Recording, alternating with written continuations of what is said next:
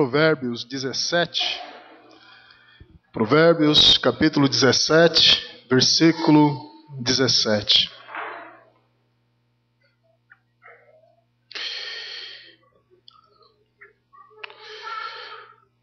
Amém? Uma vez encontrado o texto da palavra, eu convido meus caros amigos e amigas a pôr-se em pé. Amém. Isso é sinal que eu tenho muitos amigos e amigas, porque se alguém não tivesse colocado-se em pé diante desse convite, onde eu enfatizei bem, caros amigos e amigas, é sinal que não eram meus amigos e minhas amigas.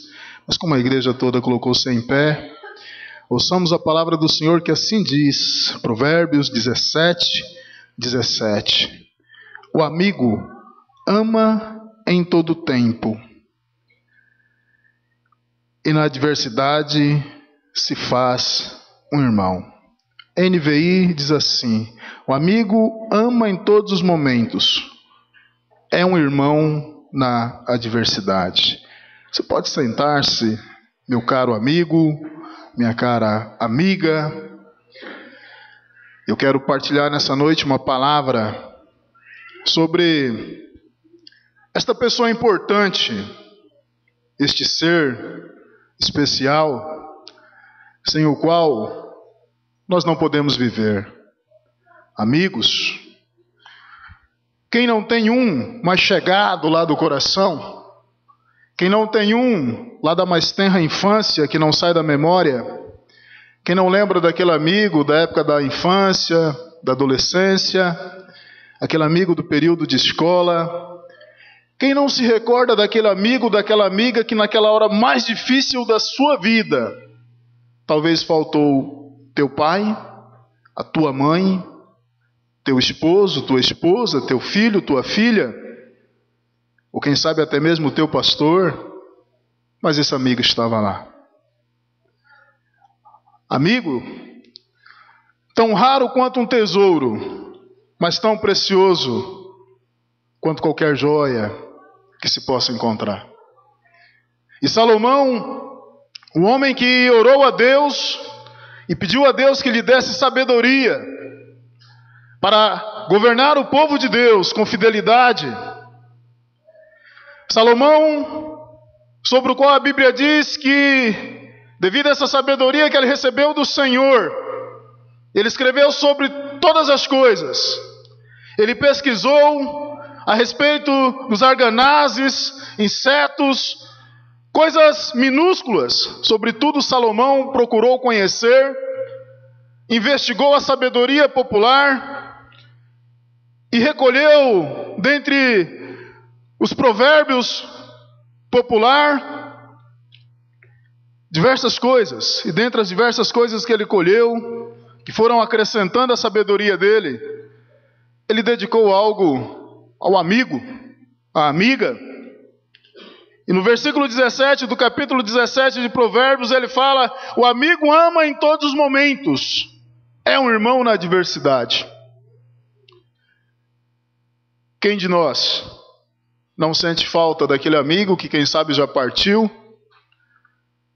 E quem de nós, muitas vezes, quando se encontra numa situação difícil, a primeira pessoa que a gente se lembra é aquele amigo certo, da hora incerta? Assim como diz o poeta popular: você, meu amigo de fé, meu irmão camarada. Todos nós temos um, ou tivemos um, ou quem não tem, está buscando encontrar um. Porque existem momentos em nossas vidas que pode nos faltar tudo, menos a presença de um amigo. Amigo certo da hora incerta. A palavra de Deus, ela nos fala de Abrão, ou Abraão, que andou com Deus, e por andar com Deus, entrou para os anais da história judaica cristã, como aquele que se tornou amigo de Deus. A partir dessa citação, meus caros amigos e amigas, entendemos que ser amigo é andar junto. Ser amigo é estar junto. Nós vivemos numa época materialista, em que as pessoas dão muito valor a dar e receber, principalmente no tocante a presentes. Entendemos que amigo não é nem tanto aquele que dá presente, mas aquele que se faz presente. Amém? O amigo verdadeiro não é aquele que te dá presente, porque muitas vezes o presente que o amigo dá é no sentido de substituir a presença dele. É mais fácil dar um presente do que estar junto. É mais fácil mandar entregar um presente do que ir lá dar um abraço. E Abraão entrou para os anais da história judaico-cristã como aquele que andou com Deus. E aí nós entendemos que andar com Deus fez de Abraão amigo de Deus, a ponto da Bíblia Sagrada registrar isso, e aprendemos que ser amigo é andar junto, é estar junto, é sofrer junto, é sorrir junto, é ser um amigo certo nas horas incertas, é ser aquela pessoa que muitas vezes, no meio da noite, quando não se consegue dormir, em meio aos problemas, às tormentas da vida, no meio de milhares de possibilidades, pessoas para as quais você podia ligar, a primeira pessoa que vem na sua cabeça é aquele amigo, aquela amiga. E você disca, e ainda que ele lá do outro lado, sonolento, não diga nada, você sente uma paz no coração, só por saber que do outro lado alguém está te ouvindo. Isto é amizade, amizade verdadeira. O amigo ama em todos os momentos, e quando a Bíblia fala em todos os momentos, ela não exclui momento nenhum. A verdadeira hora, o verdadeiro momento de se conhecer uma amizade, meu amigo, minha amiga, meu caro amigo, minha cara amiga, é na hora mais difícil do seu viver. Jesus juntou em torno dele muitas pessoas.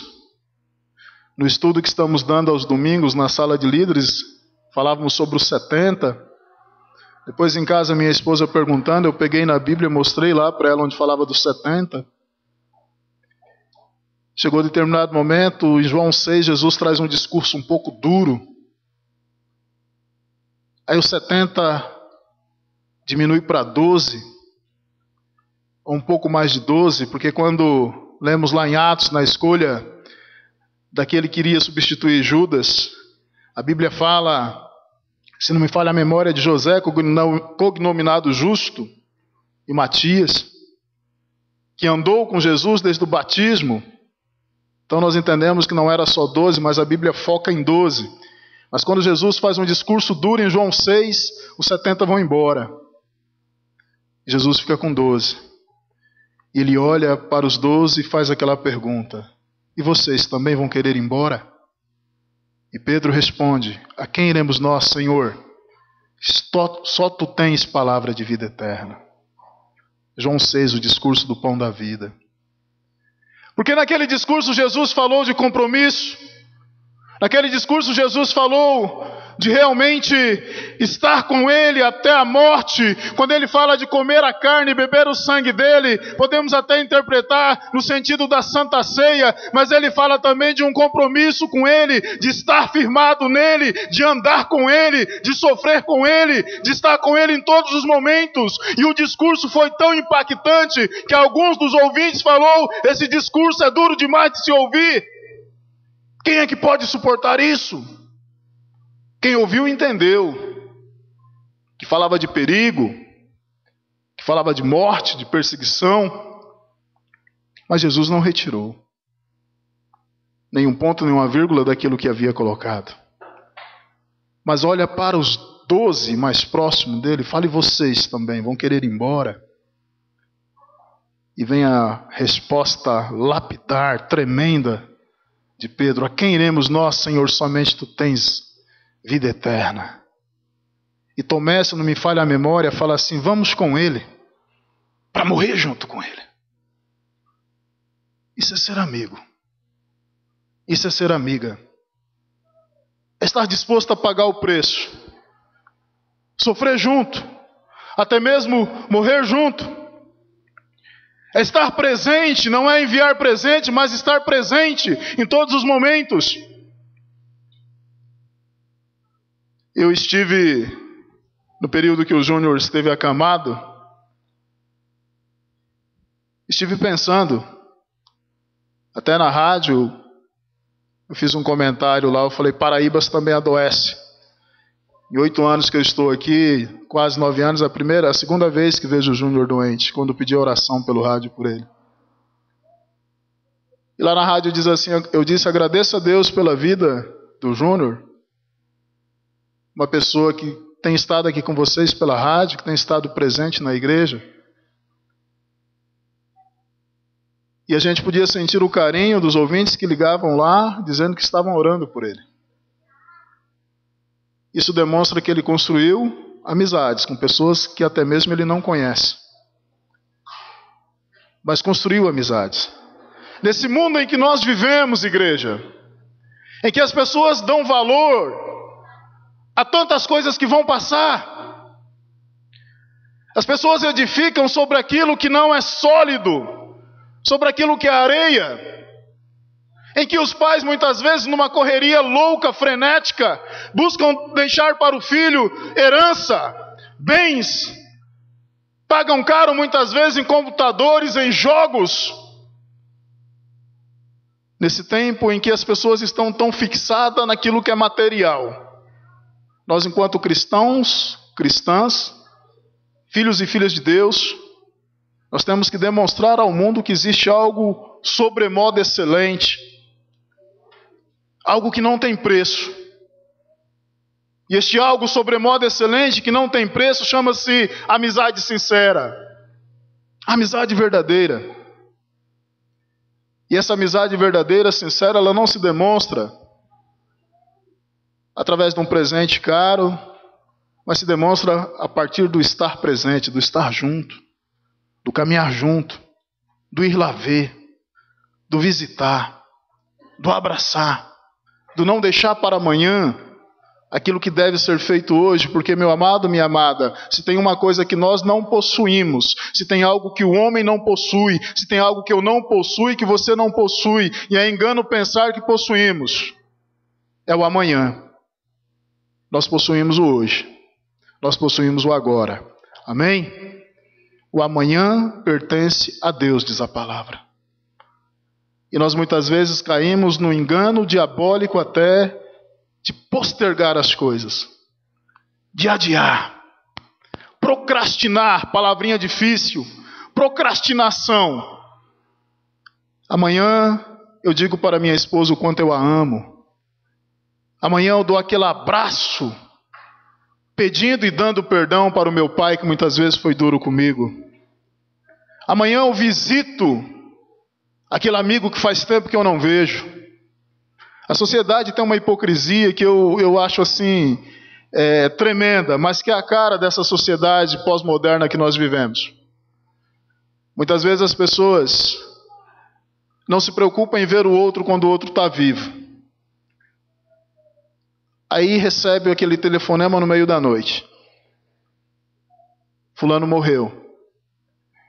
Quando a pessoa não gasta até o que não tem para ir lá ver um cadáver, que não tem mais calor em si, que não pode mais demonstrar e nem receber sentimento, quando não gasta o que não tem para ir lá ver alguém que jaz morto, na posição horizontal, manda aquelas flores lindas para alguém que não pode sentir o cheiro dela, para alguém que não pode ver a beleza dela.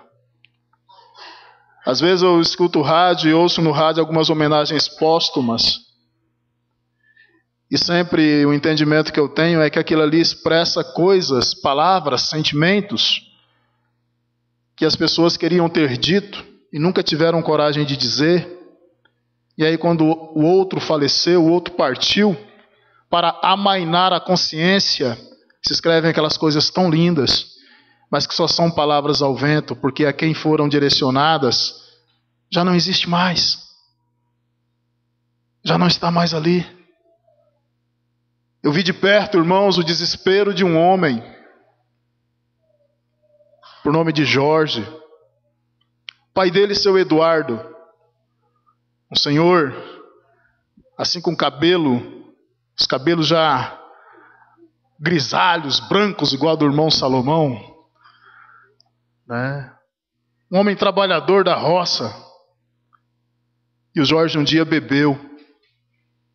O Jorge, quando estava sóbrio, era um cara muito bom. Mas bastava tomar uma dose, literalmente ficava possesso. Eu hoje penso que ele era possuído não por uma legião, mas por um espírito de 51, porque ele gostava de tomar uma 51. Tinha 51 demônios nele. O Jorge, quando tomava uma dose, bastava uma dose, ele ficava violento. E numa dessas vezes, o seu Eduardo foi conversar com ele, porque ele estava falando alto demais com a senhora mãe dele, uma senhorinha que já tão idosa que era, ficava numa cadeira de rodas. E o Jorge, embaixo do efeito do álcool, começou a xingar a mãe dele. E seu Eduardo se aproximou, quando falou para ele assim: filho, não faz assim com a sua mãe. Quanto a sua mãe sofreu para cuidar de você. E ele, embaixo do efeito do álcool, falou: seu velho, sai da minha frente. E empurrou. Quando ele empurrou, seu Eduardo caiu. Quando caiu, quebrou o braço e quebrou aqui também, acho que a cavícula. E seu Eduardo foi para o hospital, ficou no hospital. Quando saiu de lá já não era mais o mesmo. Já não conseguia nem trabalhar mais na chacarazinha dele. Entrou numa depressão, foi tomado por uma angústia e faleceu, morreu, de desgosto. O Jorge vivia ensaiando de chegar no pai e pedir perdão, mas nunca fez, ficou só no ensaio. Ele não fez igual o filho pródigo, em Lucas 15, que caiu em si, mas além de cair em si, deu o primeiro, o segundo, o terceiro passo, traçou uma caminhada e voltou para casa e disse para o pai que estava errado. Um dia, conversando com o Jorge disse assim: Zé, meu pai sempre foi meu melhor amigo. Foi o único amigo que eu tive. Alguém que me amava de verdade. Cresci aqui nessa chácara. O pai me levava nos ombros para a roça, desde pequeno. Dava hora do almoço, eu corria até a velha casa para pegar a comida e levar para ele. Eu fui crescendo, fui me distanciando do meu pai. Conheci outros amigos e comecei a achar meu pai careta, quadrado. Quase não conversava com ele porque achava que os papos dele não tinha nada a ver. Que eram meus amigos lá fora, que eram descolados, que entendiam da vida. Já não dizia para onde eu ia, nem que hora que eu ia chegar. Deixei meu pai de lado, meu melhor amigo, naquele dia embriagado. Eu fiz essa loucura e meu pai morreu. E eu queria pedir perdão para ele. E já não tem mais como fazer. Nesta época, minha irmã mais velha, Francisca, que ainda é católica romana, Francisca rezava o rosário, fazia novenas. E o Jorge, naquele desespero dele, chamava desde católicos, evangélicos, umbandistas, candoblecistas, chamavam para lá na casa dele orar, consultava todos os santos, para tentar amainar o peso da consciência dele. E me recordo que uma vez dessas, minha irmã lá rezando, o Jorge de repente começou a entrar em desespero e caiu de joelho no chão e chorava feito criança e clamava: pai, me perdoa, o senhor foi o único amigo que eu tive, me perdoa. Desesperado. Mas o pai dele já tinha partido, o pai dele já tinha morrido. O Jorge ficou meio deslocado da mente. Tinha as vezes que sumia. Quando ele sumia, o irmão dele, Aristides, já sabia o paradeiro dele. Ia lá no cemitério, o Jorge estava lá na sepultura do seu Eduardo, de joelho, pedindo perdão. Me perdoa, meu amigo, me perdoa. Ficou tão ruim da cabeça, se tornou alcoólatra, um dia se envolveu numa briga, levou umas 2 punhaladas no pé da barriga, morreu. Deixar para amanhã aquilo que se deve fazer hoje, principalmente no sentido de falar para as pessoas o quanto elas são importantes para nós, é o pior engano que o diabo tem usado nos dias de hoje. Conta-se que certa vez perguntaram para Satanás: qual que é o seu maior trunfo que você usa contra os seres humanos? O diabo sarcasticamente sorriu e disse assim: é fazê-los pensar que eles têm todo o tempo da vida, fazê-los pensar que eles têm o amanhã. E a própria Bíblia nos diz que o amanhã pertence a Deus. E nós vamos nos enredando e assim vamos agindo. Abra sua Bíblia em 2 Coríntios 7:6. Nós precisamos de amigos. Existem momentos em nossas vidas, meus caros amigos e amigas, que nem Deus basta. E Ele sabe disso. Ele sabe disso. Deus sabe que nós, enquanto pessoas humanas, por mais que Deus seja maravilhoso e Ele é maravilhoso, por mais que Deus seja todo poder e Ele é todo poder, nós necessitamos do outro, nós necessitamos do próximo, necessitamos de pessoas iguais a nós, necessitamos de pessoas que sintam o mesmo sentir nosso. E Paulo fala a respeito disso. 2 Coríntios 7, versículo 5 em diante, assim diz: pois quando chegamos à Macedônia, não tivemos nenhum descanso, mas fomos atribulados de toda forma, conflitos externos, temores internos. Deus, porém, que consola os abatidos, consolou-nos com a chegada de Tito, e não apenas com a vinda dele, mas também com a consolação que vocês lhe deram. Ele nos falou da saudade, da tristeza e da preocupação de vocês por mim, de modo que a minha alegria se tornou ainda maior. Deus que consola os abatidos.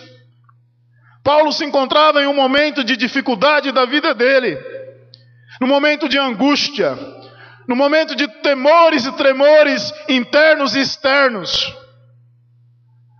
E Deus olhou para Paulo, sentiu a dor de Paulo, não mandou uma revelação, não mandou um anjo, não mandou uma profecia, mandou um amigo, mandou Tito. Porque tem momentos em nossas vidas, meus caros amigos e amigas, que nós não precisamos do sobrenatural, nós precisamos do natural. Nós precisamos de um ombro amigo, nós precisamos de um ouvido, precisamos muitas vezes nem tanto de alguém para nos falar algo, mas simplesmente nos ouvir. E Paulo estava vivendo um momento desse. E Deus que consola os abatidos, como ele mesmo diz, mandou Tito. Tito, amigo de Paulo. Amados, muitas vezes nós pensamos que Deus usa de anjos. Eu já tenho dito aqui que eu não creio que nos dias de hoje Deus vai ficar usando anjo. Tem pessoas que ficam numa histeria querendo ver anjo.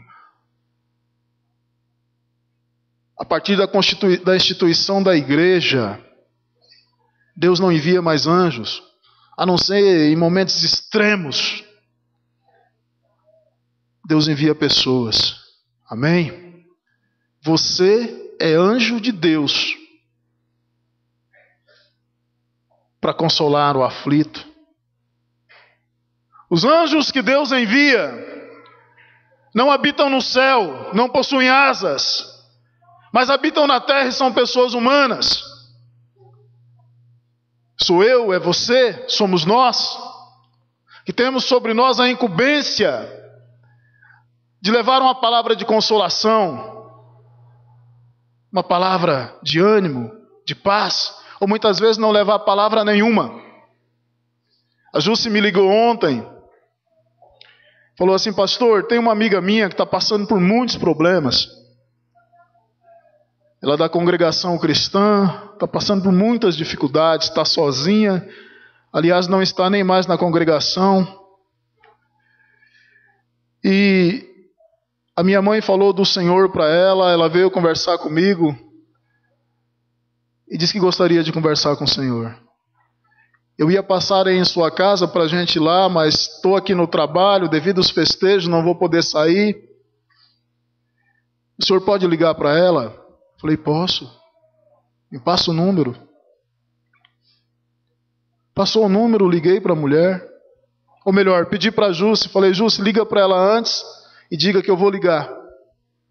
A Jússi ligou. Passou uns 10 minutos, eu liguei. Falei, eu sou pastor da igreja metodista. A Jússi disse que a irmã está passando por algumas lutas. Ela falou, sim, pastor, estou passando por umas dificuldades. O senhor está com tempo de ouvir? Eu falei, estou. Espera aí que eu vou ligar de volta para o senhor. Ligou. Ela ficou mais ou menos uns 15 minutos falando no telefone e eu só ouvindo. Depois eu falei para ela assim, irmã, eu quero dizer para você que todo esse problema que você está passando não é nada diante do poder de Deus. Que Deus a ama muito e que você vai vencer essas dificuldades. Você vai vencer essas lutas. Mas eu não quero dizer isso por telefone. Eu quero dizer isso pessoalmente para você. Que dia que você pode me receber? A mulher falou assim, pastor, só do senhor falar isso, eu já estou me sentindo melhor. Já recuperei a esperança que eu vou vencer essa luta que eu estou passando. E a visita ficou marcada para terça-feira. Mora ali próximo à casa do Alessandro Gaião, acho que do lado do Jesus ali, aquele que acho que saiu candidato uma época aí. Uma palavra amiga, um ouvido pronto a ouvir, 2 braços abertos pronto a acolher. É isso que o mundo precisa. É isso que nós devemos dar. Ser amigo das pessoas. Mas a Bíblia nos fala que existe um verdadeiro amigo, que a amizade dele sobressai a todas as amizades, porque esse sim é o amigo certo da hora incerta. Meus caros amigos e amigas, sou amigo de vocês e sei que vocês também são amigos meus, mas existe momento que pela minha limitação e pela limitação de vocês, muitas vezes diante de um telefonema, eu por ser limitado não poderei atendê-lo. Ou diante da sua dificuldade, do seu problema, pela minha limitação humana, muitas vezes não terei resposta. Mas a Bíblia fala de um amigo certo das horas incertas, o qual possui todo o poder, o qual pode todas as coisas, e o qual está disposto a nos ouvir em todo momento. Esse amigo chama-se Jesus Cristo. Jesus Cristo. Com esse não tem parada errada. Com esse não tem dificuldade. Esse está 24 horas à disposição, esperando que a gente abra o coração. Jesus, nele a gente pode confiar. Com ele a gente pode se abrir. Só que quero dizer para vocês, ele não substitui. Você ter Jesus como amigo não quer dizer que você tem que se isolar só você e Jesus. Você precisa de um amigo humano. É por isso que o próprio Jesus instituiu comunidade. Porque o próprio Jesus sabe que por mais que ele seja presente em nossas vidas, existem momentos que você, que eu, vamos precisar que Ele haja em nossas vidas, nos enviando alguém igual a nós. E foi assim que Ele agiu na vida de Paulo. Enviou Tito. E a presença de Tito, as palavras de Tito, trouxe paz ao coração do apóstolo Paulo. Lá em minha casa ontem, meu aniversário foi na quarta-feira última, e alguns irmãos, terça-feira aliás, né? Depois dos 25 a gente começa a esquecer até o dia do aniversário. Foi terça-feira. Fiz 38 anos, e alguns irmãos aí, minha esposa, algumas irmãs, alguns irmãos, resolveram fazer aquilo que já não é surpresa. Surpresa é se não sair algo, né? Vocês vão me surpreender realmente o dia que eu fizer aniversário e não sair algo. O dia do pastor passou batido, mas eu falei, o aniversário com certeza vão se lembrar. Então, se vocês quiserem me surpreender algum dia antes de eu ir embora daqui, não faça algo. Não faça nada. Aí vai ser surpresa. Amém? Porque eu sei que sempre vai ser feito algo. Então já não era surpresa. Não era surpresa. E lá eu olhava as pessoas que estavam lá.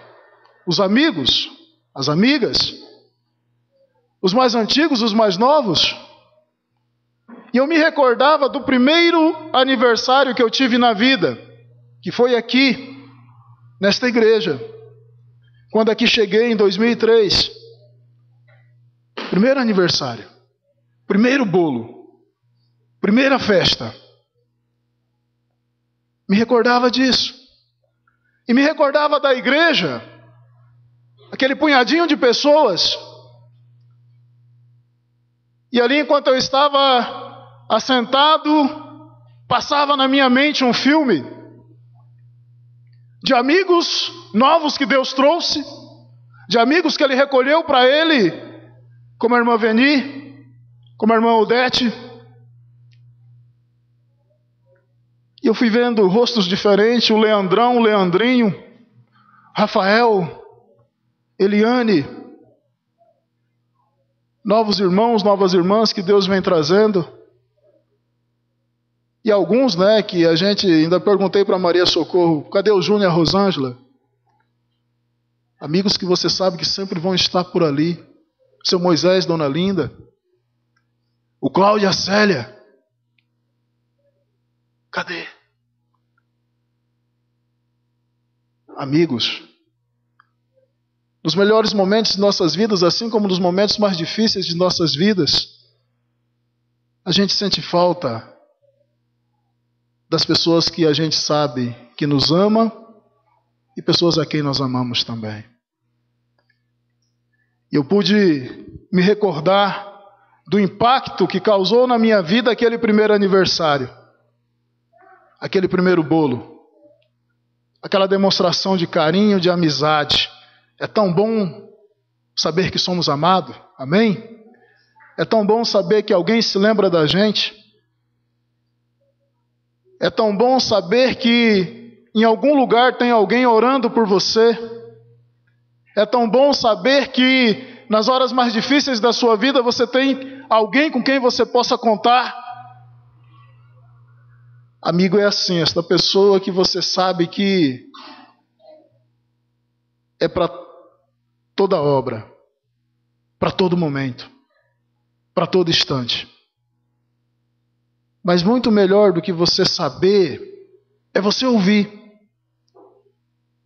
É você ouvir. Imagine como seria o relacionamento de um casal, e quem sabe alguns casais aqui vivam isso.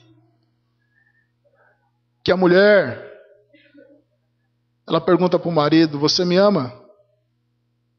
É igual o interrogatório de Jesus para Pedro, né? Simão, filho de Jonas, você me ama? Sim, Senhor, tu sabes que eu te amo. Zé do Egito, meu esposo, você me ama? Sim, dona Fátima, você sabe que eu te amo. Mas não basta saber. Quem é amado quer ouvir. Amém? Não basta você ter sentimento aí pelo seu amigo, pela sua esposa, por seu filho, e guardar para você. Você tem que verbalizar. E muito mais do que verbalizar, você tem que demonstrar em atos concretos. Amém? Amém? Não basta dizer, porque dizer é muito fácil. E tem muitas pessoas que vivem dizendo, eu te amo. Vive verbalizando o amor.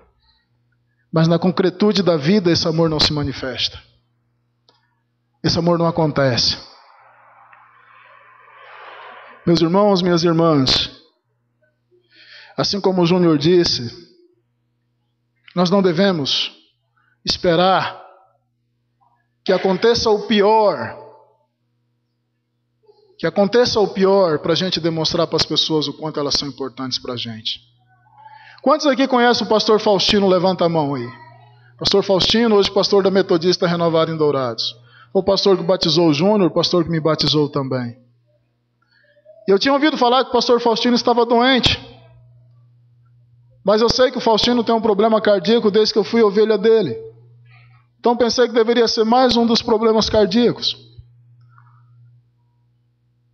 E até comentei com o Júnior e com o Antônio Carlos, o irmão dele, mas não dei assim muita importância ao assunto. Pensei um dia que eu fui em Dourados, vou lá ver o pastor. Faleceu o irmão Domício. Eu fui para lá em Dourados, passei a noite lá no velório junto com o pastor Davi. Em determinado momento eu fui no salão lá do fundo tomar água. Quando venho vindo, como uma distância como daqui, lá do outro lado da rua, eu vejo uma pessoa, cabelos brancos, apoiada assim no ombro de outra, andando com muita dificuldade, os passos assim lentos.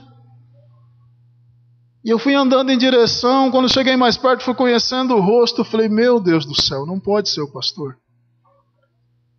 Corri lá e abracei ele, e ele com voz cansada, com dificuldade, falava, Zé do Egito, que bom te ver aqui. Aí que eu fui conversar com os irmãos falaram assim, ele teve um derrame, está muito doente, agora que ele está melhor. Ele tentava falar, mas não conseguia. E a última lembrança que eu guardava na mente do Faustino foi quando estive em Dourados, junto com o Júnior e o irmão Elias, lá na Metodista Renovada. Fomos lá num trabalho de células que ele fazia, e ele todo alegre, eu olhei para ele e falei, pastor, o senhor está com um rosto diferente, cabelo ainda pretinho. E ele deu um sorriso, falando, não é que eu coloquei uma dentadura nova, não espalha não. Aquele jeito alegre dele. Essa era a última lembrança que eu guardava dele. E isso não tem acho que 6 meses, 7 meses que aconteceu, 8 meses por aí. De repente um derrame vem, o rosto inchado, está ruim da memória, anda apoiado no ombro da irmã Antônia. Liguei para o Júnior e falei, Júnior, vai ver o pastor Faustino. Não adie, porque sabe lá se dá tempo. Eu falei para o Júnior, eu sei o quanto ele foi importante na sua vida. Ele fez o casamento de vocês, assim como ele foi importante na minha vida também. O grande problema, irmãos e irmãs, é que nós muitas vezes adiamos as coisas. Achamos que temos todo o tempo do mundo, todo o amanhã, e deixamos de falar para as pessoas o quanto elas são importantes para nós. Muitas vezes sabemos até que temos que pedir perdão, porque machucamos, porque magoamos, porque ferimos, porque fizemos ou deixamos de fazer algo. Assim como o Jorge, da triste história que eu contei, existe nos bancos das igrejas cristãs evangélicas também, pessoas que carregam fardos, porque deixaram passar a oportunidade de dizer para pessoas amadas o quanto elas eram importantes, porque se deixaram vencer pelo orgulho. O diabo falou mais alto e foi se adiando. Aquele pedido de perdão que deveria ter sido feito hoje foi jogado para amanhã, e de amanhã para depois de amanhã, e assim foi até que o dia a pessoa partiu. e já não tem mais possibilidade de se fazer.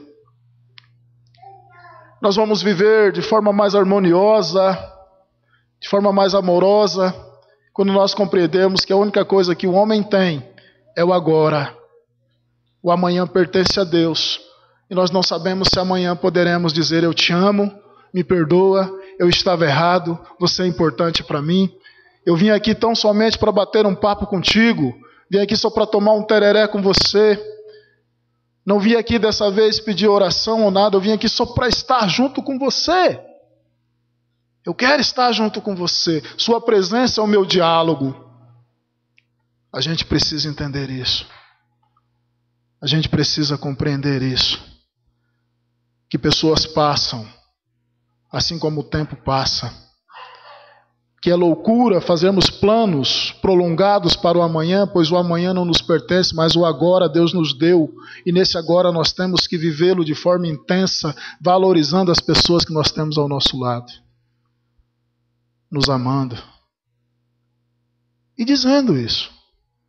Visitando. Estando junto. Quando a minha mãe faleceu, eu senti, obviamente, e muito. Mas não senti tanto quanto o meu irmão, o João Batista. Porque o João Batista sempre foi ausente. Eu mesmo, depois de casado, somente quando morava perto, finalzinho do dia, todo dia era certo ir lá na casa da Dona Teresa tomar um café e bater um papo com ela. Todo dia. Aquilo era sagrado. O João, dia das mães, não aparecia, dia Natal não aparecia. O dia que a mãe morreu, ele entrou em crise. Enquanto eu estava, apesar da minha dor, sereno, mas convicto que eu sempre fui presente, ele estava se corroendo de culpa por dentro. Porque ele tinha muita coisa para dizer e agora já não tinha mais tempo. Deus tinha recolhido Dona Teresa para a eternidade. E o João até hoje carrega algumas culpas dentro dele. Todos nós vamos passar. Eu passarei. Nós passaremos. Todos nós vamos passar. E é importante ter essa concepção, porque quando compreendemos isso, passamos a valorizar o presente, valorizar as pessoas, principalmente os verdadeiros amigos, e construir novos amigos, fazer novos amigos, abraçar os amigos, estar junto com os amigos. Precisamos compreender isso e encarnar a verdadeira amizade, muito mais do que ser irmão de igreja. Nós devemos ser amigos uns dos outros. Porque muito mais do que ter 12 discípulos, Jesus em determinado momento, lá em João 15, ele fala assim: já não vos chamo servos, porque o servo não sabe o que faz o seu senhor, mas vos chamo de amigos. Muito mais do que irmãos de igreja. Temos que ser amigos uns dos outros. Capaz de que se alguém chegar assim e falar assim: Thaisa, você conhece a Rosângela? A Thaisa poder falar nome, sobrenome, conhecer a Rosângela. Célia, você conhece a Maria Martins? Poder falar o nome, o sobrenome e algo mais da Maria Martins. Você conhece o Elias? Conhece o Rafael? Que irmandade é essa, onde muitas vezes não se sabe nem o sobrenome do irmão? Que família é essa? A Bíblia diz que nós somos a grande família de Deus. Amém? Se somos a grande família de Deus, somos uma grande irmandade. Como é que eu posso não conhecer nada a respeito do meu irmão? Como é que eu posso não saber sequer o nome, o sobrenome dele? E tem alguns que ainda às vezes acham assim: não, irmão, eu soube que você estava doente. Eu não pude ir lá não, viu? Mas eu fiquei orando por você lá. Isso é muito espiritual, isso é muito piedoso, mas muitas vezes esconde por trás dessa falsa espiritualidade, dessa falsa piedade, a coragem de ir lá onde estava a pessoa e dizer: meu irmão, eu abri mão da programação que eu tinha hoje. Eu hoje saí só para vir aqui para estar com você. Muitas vezes tem pessoas que se escondem atrás dessa desculpa. Eu estou orando por você. Eu fiquei orando por você. Não fui lá não, mas orei, viu? Às vezes nem orou nada. É uma muleta. Amizade é presença. Abraão andou com Deus e foi chamado amigo de Deus porque ele andou junto. Amizade implica em relacionamento, e relacionamento não se mantém à distância. Relacionamento implica estar junto, na alegria, na tristeza, tal qual o casamento. Qualquer dificuldade, estar juntos. Amizade implica em caminhar juntos. E o verdadeiro amigo, irmãos, aqui estou partindo para o encerramento.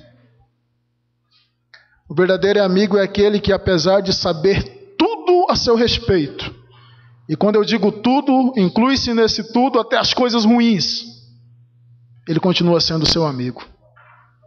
Amém? O verdadeiro amigo é aquele, apesar de saber dos seus defeitos, saber dos seus erros, dos seus pecados, dos seus erros mais grotescos, ele continua olhando para você do mesmo jeito que ele olhava antes de saber. Isso é amigo de verdade. Agora, aquela pessoa que quando sabe algo ao seu respeito, muitas vezes até sem saber se é verdade ou não, já muda a atitude contigo, nunca foi amigo. Porque Jesus é esse tipo de amigo, que sabe tudo ao nosso respeito. Tivemos um momento da contrição aqui, né? Quem sabe alguém, antes de vir para a igreja, cometeu um pecado seríssimo. Cometeu um pecado grave. Mas na hora da contrição, tocado pelo Espírito, confessou. E quando a gente confessa a Deus, que já tinha consciência do nosso pecado pela onisciência dele, toma conhecimento maior através da verbalização. Mas esse Jesus, que não nos chama mais de servo, mas sim de amigo, será que continua nos olhando diferente?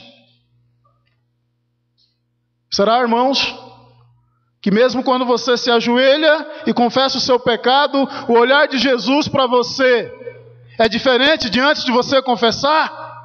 Obviamente que não. Ele continua olhando para você com o mesmo olhar de misericórdia.